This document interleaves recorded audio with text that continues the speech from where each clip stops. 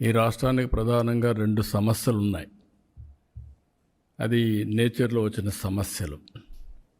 ఒకటి కరువు, రాయలసీమ. సమైక్య ఆంధ్రప్రదేశ్లో కూడా కరువు అనేది పెద్ద సమస్య.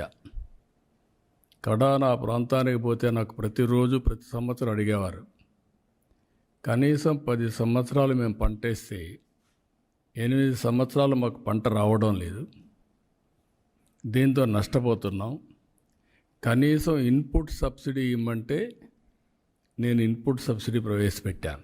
అదే సమయంలో నీళ్లు లేక పశువులు కూడా మేపలేకపోతే క్యాటిల్ మొత్తానికి పశువులు తీసుకొచ్చి క్యాంపులు పెట్టాం.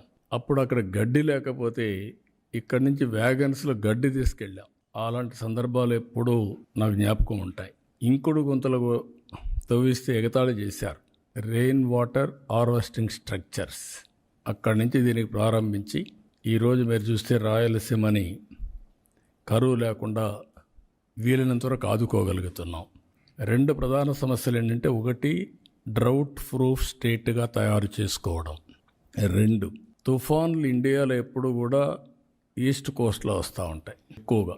West Coast is more safe, east Coast ఎప్పుడు వల్నరబుల్.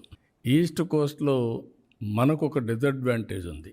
మన దగ్గర కొంచెం మనం కానీ పక్కనుండే ఒరిస్సా కానీ ఈ 2 రాష్ట్రాల నుంచి ఎక్కువ సైక్లోన్ వచ్చే ప్రమాదాలు ఉన్నాయి. దాన్ని మాస్టరైజ్ చేయడం కోసం చాలాసార్లు ప్రయత్నం చేశాం. ఈసారి మనం చేసిన ఎక్సర్సైజ్ చూస్తే పర్ఫెక్ట్గా ఏదైతే డేటా లేక్ ఒకటి తయారు చేస్తున్నాం, అవేర్ ఒకటి పెట్టి రియల్ టైం డేటా కలెక్ట్ చేస్తున్నాం.